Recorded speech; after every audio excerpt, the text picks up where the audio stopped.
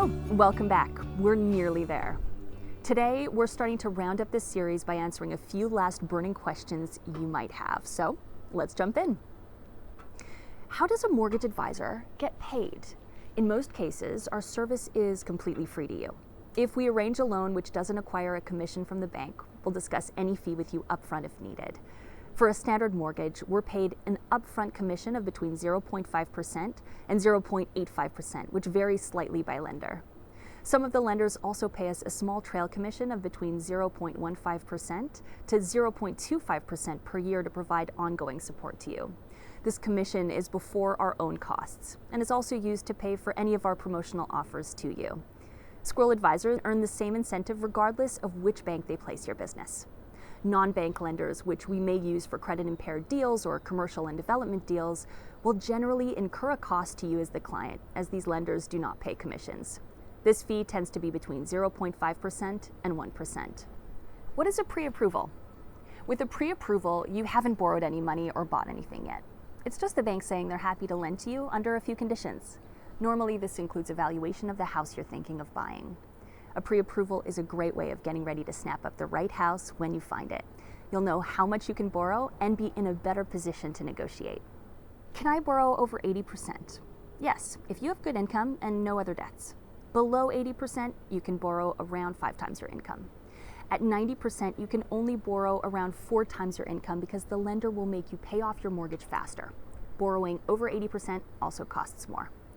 The bank will either charge you a low equity fee of up to 2% of the mortgage value, or they'll add a premium to your mortgage rate, which will be about 0.3% to 1.5% more than a standard rate. The fee can be added to your mortgage, so you don't need to find the cash right away. A registered valuation may also be compulsory, and you should consider ongoing mortgage and income protection insurance. What if I'm self-employed or I'm a contractor? If you're self-employed or are a contractor, there are a few hoops you'll have to jump through. To borrow over 80%, you may need to have been doing what you do for more than 2 years and have a record of your earnings.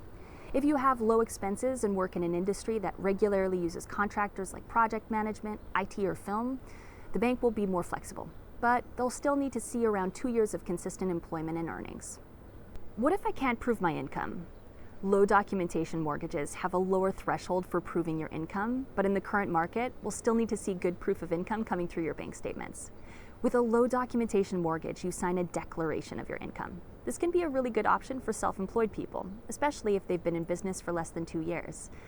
The maximum loan for low documentation is currently 70% of the property value. This type of lending is not the cheapest and will usually be 1% to 2% higher than the standard bank rates. Can I use a guarantor? If you have a less than 20% deposit, your family can guarantee the difference.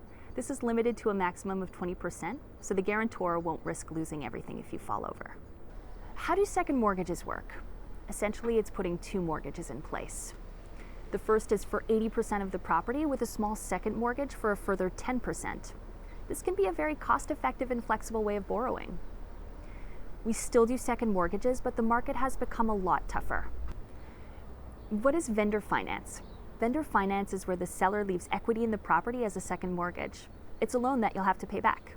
Ideally, the vendor finance is charged at a market interest rate. Vendor finance isn't favored by the banks, as it can be used to artificially inflate house prices. How much can I borrow to buy an apartment, townhouse, or bare land? The maximum amount that can be borrowed for apartments, townhouses, and lifestyle blocks is 90% of the property value, although 90% lending is rare. With bare land, it varies between 70% to 80% depending on the lender and location. Lifestyle blocks must be less than 10 hectares.